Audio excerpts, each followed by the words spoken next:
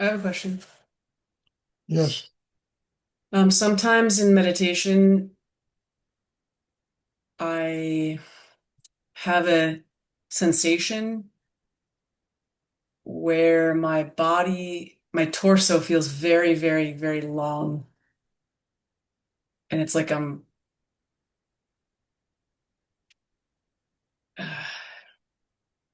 like I'm on like really high up and my body is really low, but it's still connected. I'm just kind of curious if you could help me understand that.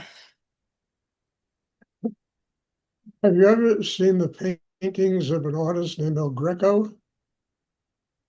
No, you should look him up.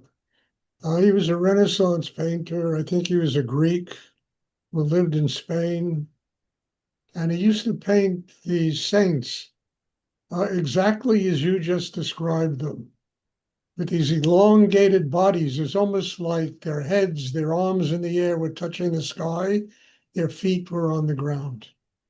It's a symbol, a metaphor for what goes on in this meditation. That there's a part of us that extends and touches energy of an infinite nature in the universe.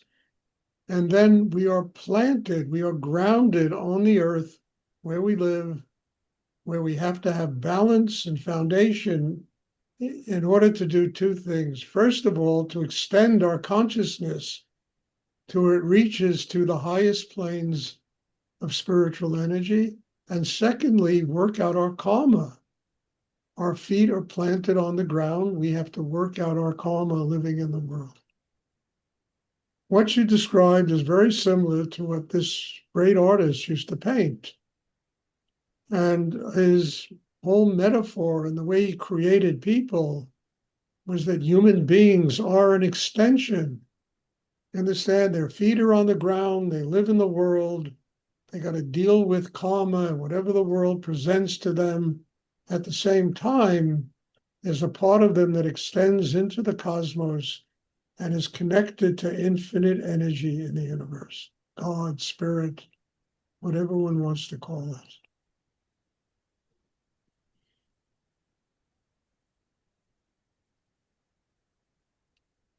I know this is a difficult thing to comprehend, but it's something that every human being goes through. We're reaching inside ourselves for what is infinite in the universe. Yet at the same time, we have to be grounded to deal with life.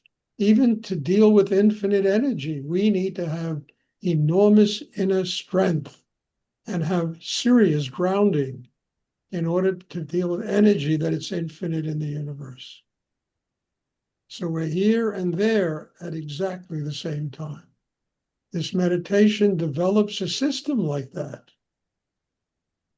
that enables a person to live in the world and be free of the world at exactly the same time. If you do it, you understand, if a person really seriously practices it, those are the results.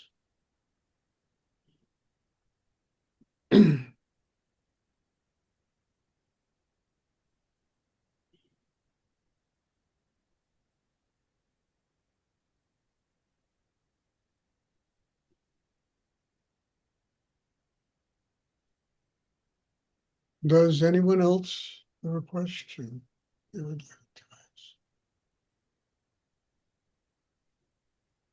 A human being is a point in a triangle that connects living in the world with infinite energy in the universe.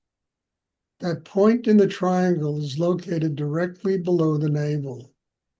The chi, the power, the rootedness that enables us to be happy living in this world, to keep our hearts open, to sustain open hearts. We need that inner strength and to be connected with spirit, which requires even more inner strength because spirit is it's beyond all human comprehension.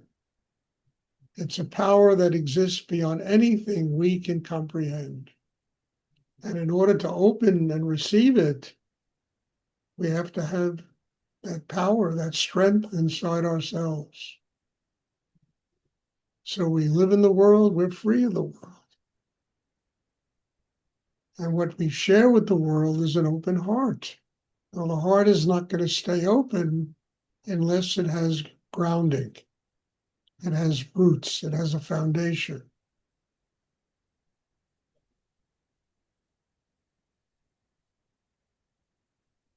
And basically, what I'm talking about is the essence of what Rudy developed, a practice that enables a human being to gradually, incrementally, over time, build a system that enables them to do what I'm talking about.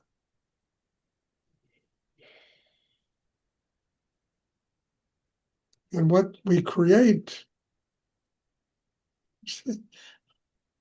we create reality. The reality we see is a manifestation of our internal life. If you're in your mind all your time, that's what you're going to create. If you're open to spirit and the heart is open, understand the life we create around us is full of love and compassion and joy. And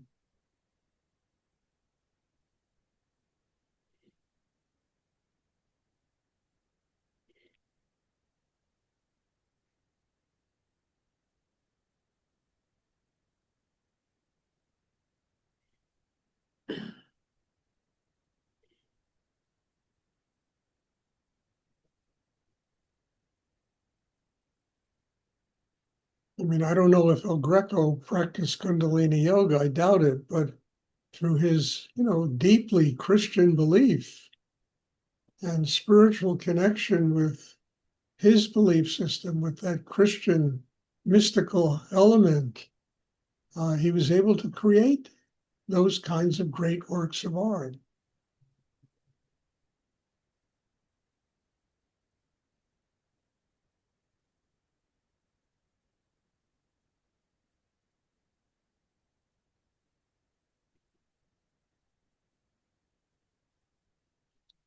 Does anyone else have a question?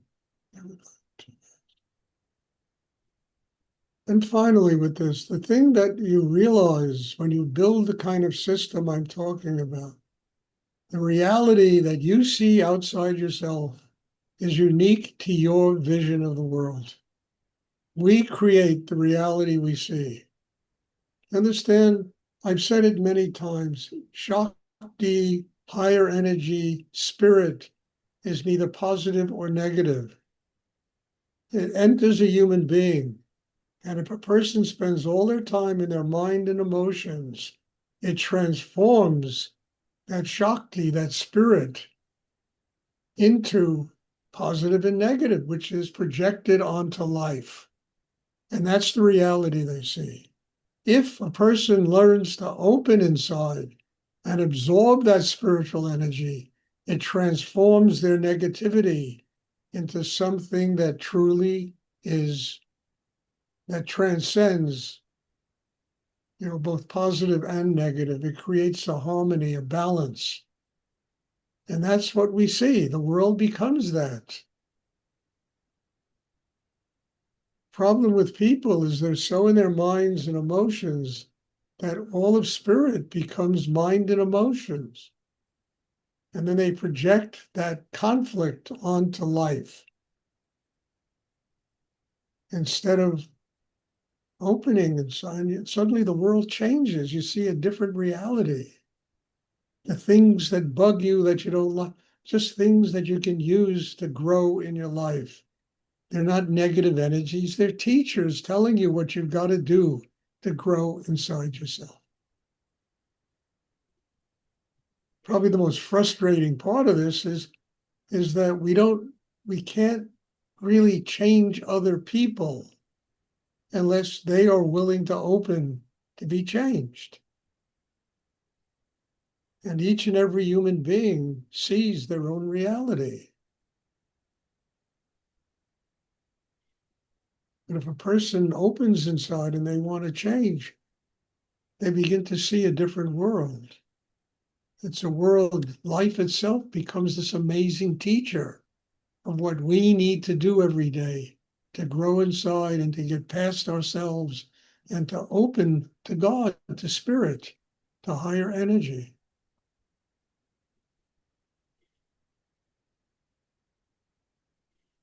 So instead of trying to fix the external world, the whole job is to fix ourselves.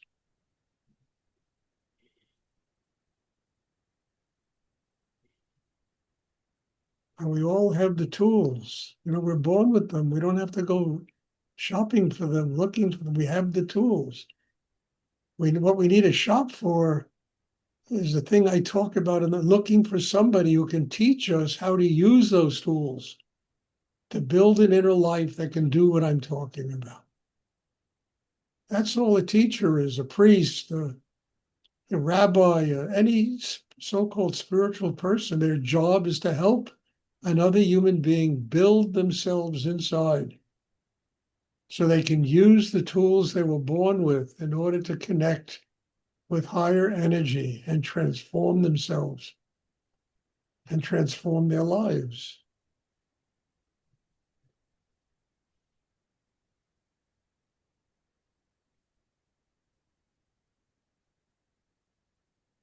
And then we stop blaming the world for all the problems.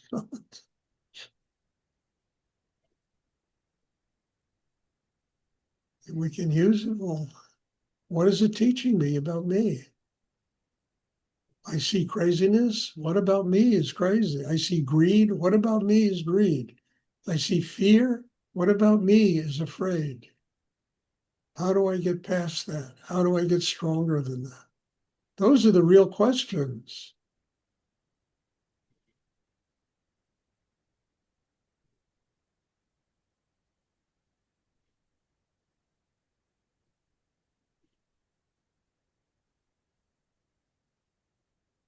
Does anyone else have a question?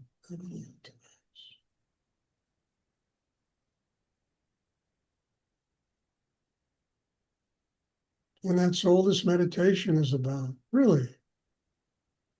I'm not a religious person. I don't teach religion. I'm not a therapist. I'm not a psychiatrist. I don't analyze people's problems. It's just a transmission of Shakti and energy that can help people build their inner life. That's what this is all about.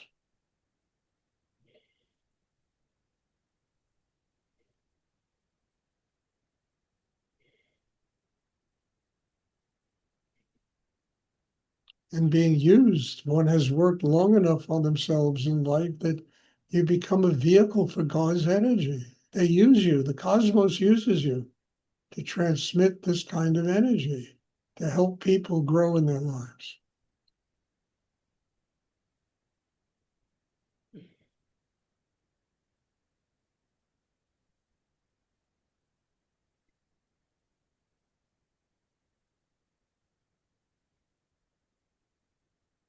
Does anyone have a question? Stuart, I have a question. Yes, Bob? You said that, just said that, um, that the energetic forces are using us, and it feels very transparent, and mm, mm, it seems as if it's not really it's not in my control. So, Bob, is there a way that I'm in relationship with it? Bob, it's not in my control either. I've devoted my life to serving God, to serving a higher energy in the universe. When I was younger, I met a very great master who trained me in this. I totally believed in what he taught me. It saved my life, transformed me. And for 50 years, I've been using that to try and be a vehicle through which higher energy in the universe can flow in order to nurture people. But it's possible, not because, me and my mind and understanding it, but having spent so much time working on myself that you literally become a vehicle through which that Shakti, that spiritual force, can flow. And it can really enter the systems of human beings that are sitting there and doing deep inner work. I mean, I can't stand on Broadway and 70th Street and project this to people. I mean, people will think I'm crazy or nobody, but when people are sitting here and opening and using the breathing and using their mind to develop themselves inside, this energy will transmit and it'll enter other human beings. Do I understand it? No. Do I even want to understand it? No. Does it work? Yes. And that's the only thing I understand, that it really works. And I only know it works because of what it's done for my life and how it has made me grow and how it has literally enabled me to become kind of a child of God living in the world. That's how I know it works. Not because I understand it. How do you understand God? Impossible. It's beyond all human comprehension. But have I worked long enough to build the kind of system that allows that energy to flow through? Yes. Can I serve higher energy because I have done that kind of work on myself? Yes. Will I ever understand it? No. Do I want to understand it? No. Will I learn from it? Yes. Step by step, it teaches me how to grow and opens me to knowledge and wisdom that I never dreamed I'd ever live with.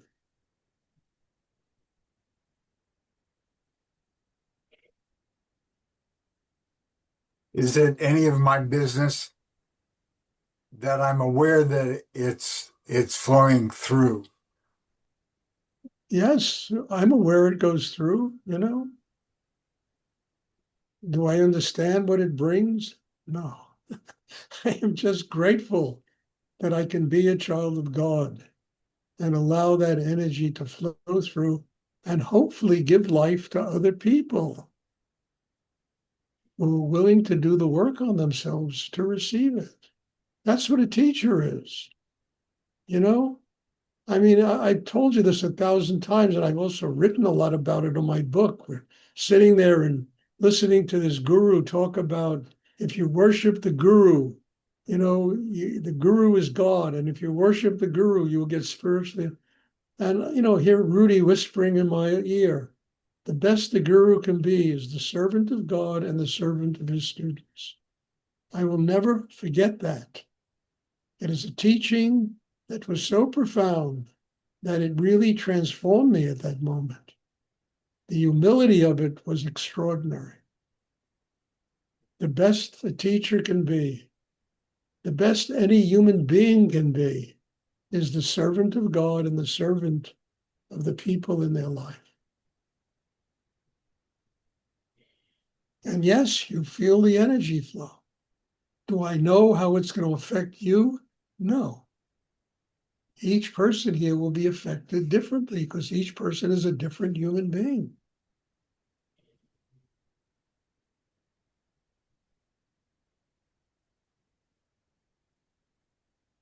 And that makes it wonderful because I'm not here to create clones of me. Rudy wasn't there to create clones of Rudy.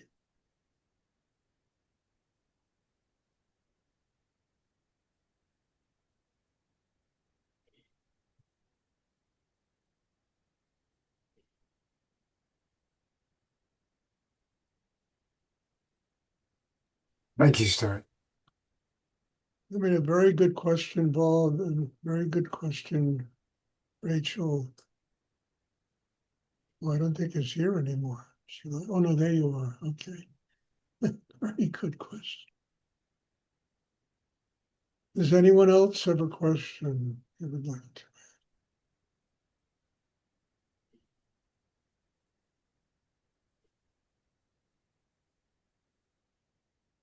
I hope that's clear. And what I hope is the result of all of this is that nobody here takes what we do for granted. when you come, you prepare for this hour that we spend together. You come here in an open state.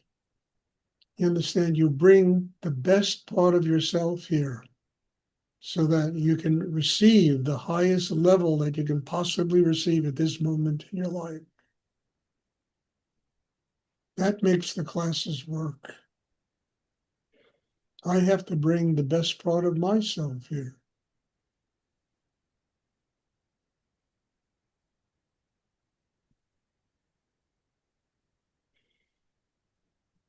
Okay, if there are no more questions, thank you. God bless you all. And there'll be meditation, well, tomorrow at 1 o'clock. For those of you that attend that class, if you'd like to attend that class and you just let me know. I'll put your name on my mailing list, I think most of you do anyway. You're on the mailing list. So God bless you. Thank you. And looking forward to seeing everybody soon. Thank Thank you, Stuart. Thank you, Stuart. you. You're welcome. Good night.